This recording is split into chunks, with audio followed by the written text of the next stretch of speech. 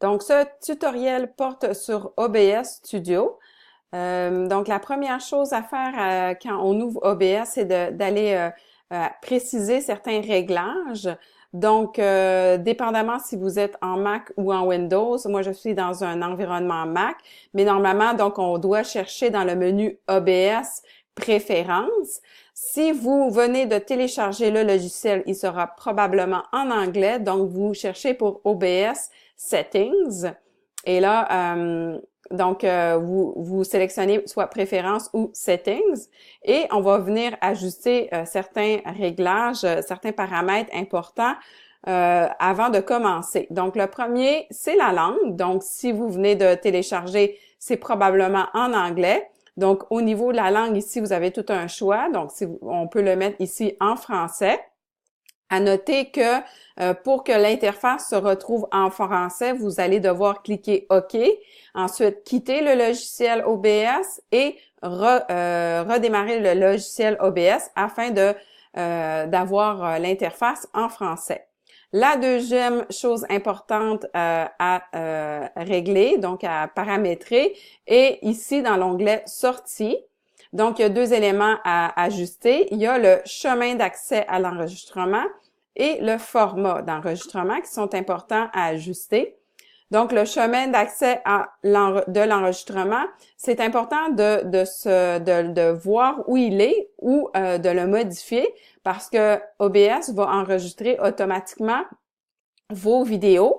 Donc, il ne va pas vous demander à la fin, quand vous avez terminé votre vidéo, où est-ce que vous voulez l'enregistrer et comment vous le nommez. Donc, il va le nommer lui-même avec le moment de la journée et va le placer dans l'endroit qui est choisi ici. Donc, si vous voulez modifier ce chemin, donc vous allez cliquer ici sur Parcourir et sélectionner donc l'endroit ici dans votre ordinateur où vous voulez le placer. Donc, quand vous avez trouvé votre dossier, vous cliquez sur Open et donc vous le sélectionnez. Ici, je vais simplement canceller parce que je ne veux pas changer le chemin d'accès. La deuxième chose à s'assurer est le format d'enregistrement. Par défaut, le OBS va être en FLV, qui n'est pas un format qui est nécessairement lisible par toutes les plateformes. Donc, je vous recommande de changer cet élément-là pour le mettre soit en MP4 ou en .move. À noter que le format MP4, OBS n'aime pas trop parce qu'il dit que ça peut causer certains problèmes à certains niveaux. Donc, sachez que j'ai quand même fait des enregistrements MP4 et il n'y avait aucun problème. Mais tout de même, si on peut choisir également le .move qui semble être beaucoup plus correct selon OBS. Donc, ici, j'ai choisi le format Move et j'ai déterminé mon chemin d'accès. Donc, maintenant, je clique OK et je suis prête à commencer l'enregistrement. Donc, ce qui est important dans OBS pour pouvoir produire une vidéo, c'est vraiment cette fenêtre-là ici, Source, qui nous permet donc d'avoir autre chose qu'un écran noir. Donc, dans la fenêtre source, on doit ajouter des sources. Donc, pour ajouter des sources, on va cliquer ici sur le petit plus. Et là, on a tout un choix de sources qu'on peut ajouter. On va commencer par une importante qui est celle du périphérique de capture vidéo, qui est vraiment l'enregistrement finalement qui pourrait être fait à partir de notre webcam. Bien sûr, notre ordinateur doit être équipé d'une webcam. Donc, ici, je vais sélectionner le périphérique de capture vidéo. À chaque fois qu'on sélectionne une source, il y a toujours cette petite fenêtre-là qui apparaît. Donc, première fenêtre, ici, on doit s'assurer que cette case-là est cochée, rendre la source visible. Habituellement, elle l'est automatiquement. Et on clique une première fois OK.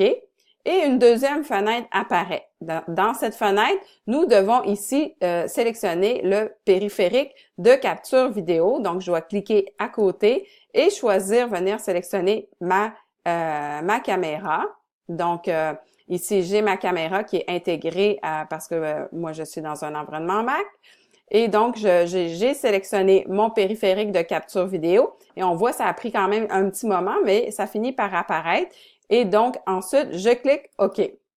Donc, ce qu'on voit ici, c'est que, bon, j'ai ma fenêtre de capture à partir de la webcam, mais là, elle est très, très grande. Donc, ce qui est bien avec OBS, c'est que vraiment, on peut déplacer chacune des fenêtres et on peut les modifier la taille. Donc, tout simplement, j'ai cliqué et je maintiens enfoncé pour la déplacer.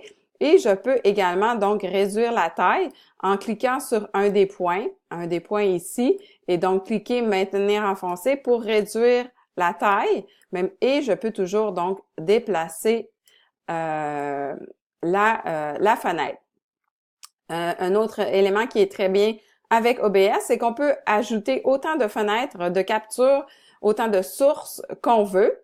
Donc, pour ce faire, on doit retourner dans cette petite fenêtre-là, source, cliquer de nouveau sur plus. Et le deuxième élément que je voulais vous montrer, c'est la capture de la fenêtre. La capture de la fenêtre permet d'enregistrer une fenêtre spécifique qui serait ouverte sur votre ordinateur. Donc, il faudrait s'assurer d'abord d'avoir, là, ça pourrait être une fenêtre de navigateur, ça pourrait être une fenêtre de logiciel. Donc, tout ce qui est ouvert sur votre ordinateur, OBS va être en mesure de le détecter. Donc, on a toujours cette première fenêtre-là, donc on s'assure que ça, c'est coché. On clique OK. Et là, même chose, on a la deuxième fenêtre. On doit venir sélectionner, donc, quelle est la fenêtre qu'on veut. Donc, vraiment, OBS va détecter toutes les fenêtres qui sont ouvertes, même celles qui fonctionnent en arrière-plan et qu'on ne voit pas vraiment. Donc, ici, je vais sélectionner une fenêtre, par exemple, qui serait celle de mon antidote. Donc, je vais sélectionner antidote et on voit vraiment que c'est la fenêtre antidote qui apparaît. Donc, j'ai sélectionné ma fenêtre, je clique OK. Et là, maintenant, ma fenêtre antidote prend toute la place. Donc, je vais encore une fois donc cliquer et venir déplacer un peu ma fenêtre pour avoir une espèce de coin pour pouvoir réduire cette fenêtre-là. Donc, je vais la réduire ici. Hein? Je vais la réduire et je vais la positionner sous ma fenêtre. Donc, à chaque fois, si je voudrais repositionner, donc si je clique sur ma fenêtre de capture de webcam, je peux encore là, toujours la modifier. Donc, juste cliquer sur les différentes fenêtres pour pouvoir venir les ajuster jusqu'au temps que ça puisse faire ça soit à notre satisfaction. La troisième fenêtre, donc que je vais vous montrer, on appuie toujours sur le plus et c'est celle qui capture tout le bureau, donc tout ce qu'on voit. Et c'est celle qui s'appelle afficher la capture en PC, ça s'appelle capture d'écran. Donc dans l'environnement Windows, c'est capture d'écran, mais c'est le premier également. Donc on clique ici la première fenêtre, on clique OK. Et donc, c'est celle qui nous fait aussi un effet de fenêtre à l'infini parce que elle capture l'écran. Donc, elle capture tout ce qu'on est en train de voir. Donc, c'est pour ça qu'on voit notre fenêtre à l'infini. Donc, on va cliquer ici dans un premier temps OK. Donc, on a 2 fois à cliquer OK. On va cliquer OK. Ça va être la même chose. Elle prend encore là toute la place. Donc, c'est un peu étourdissant. Donc, je dois cliquer, la maintenir enfoncée et la déplacer pour essayer de trouver son coin. Donc, ici, je vois son coin qui est ici. Donc, je vais venir la réduire et la replacer. Donc, réduire, replacer jusqu'au temps que je dise, bon, c'est bien, c'est comme ça que je veux. Donc, sachez que cette fenêtre-là, si je m'en vais dans un autre logiciel ou sur le web, c'est ça qu'on va voir et non pas la fenêtre à l'infini dès qu'on va commencer l'enregistrement. Donc, la dernière chose, on pourrait également ajouter, par exemple, dans une autre source qui est une source de couleur, par exemple, pour modifier la couleur. Et donc, cliquez OK. Donc, ici, ça serait sélectionner une couleur.